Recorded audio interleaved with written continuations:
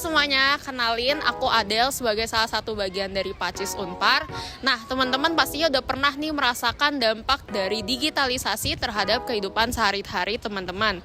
Tapi ternyata digitalisasi itu juga punya dampak loh ke hubungan internasional dan khususnya terhadap konteks diplomasi. Nah, sekarang aku lagi pengen nanya-nanya nih ke Mas Abe sebagai salah satu dosen HI Unpar dan juga digital diplomacy expert terhadap gimana sih kondisi dari digital diplomasi saat ini. Yuk kita ikutin aja.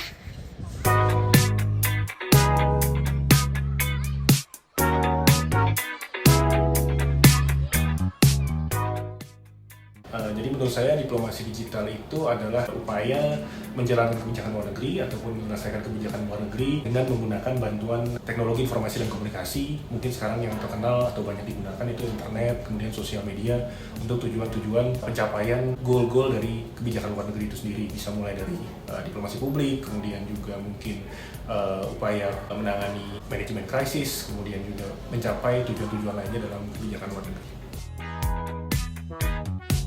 Menurut saya diplomasi digital saat ini sangat penting. Kalau kita lihat, selain teknologi informasi dan komunikasi semakin masif digunakan untuk mendukung pencapaian kepentingan luar negeri, diplomasi digital setidaknya ada 3 hal penting yang kemudian merubah apa yang sudah dijalankan selama ini. Yang pertama, kita bisa lihat dalam hal kaitannya dengan waktu dan audiens siapa yang dituju. Dengan adanya penggunaan teknologi informasi dan komunikasi, waktu dan audiensnya menjadi semakin besar, bisa kapan saja dilakukan. Kemudian yang kedua, diplomasi yang biasa dilakukan secara tatap muka, sekarang tidak perlu tatap muka bisa dilakukan. Dan yang ketiga adalah proses komunikasi dua arah yang bisa dilakukan melalui penggunaan teknologi informasi dan komunikasi.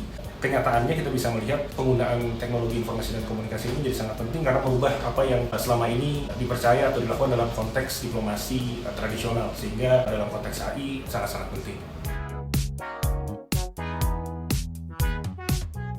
Saat ini saya rasa Indonesia sudah cukup berkembang ya, meskipun masih ada peningkatan-peningkatan yang mungkin perlu diperhatikan dalam hal strategi secara khusus terkait dengan diplomasi digital, apa yang ingin dicapai, target audiensnya siapa, measurable goals yang perlu didefinisikan oleh Kementerian Luar Negeri. Namun secara perkembangan sudah sangat baik, setidaknya dalam 10 tahun terakhir kita bisa melihat Indonesia sangat berkembang dan sangat berusaha untuk catch up dengan kemajuan teknologi yang digunakan dalam diplomasi digital.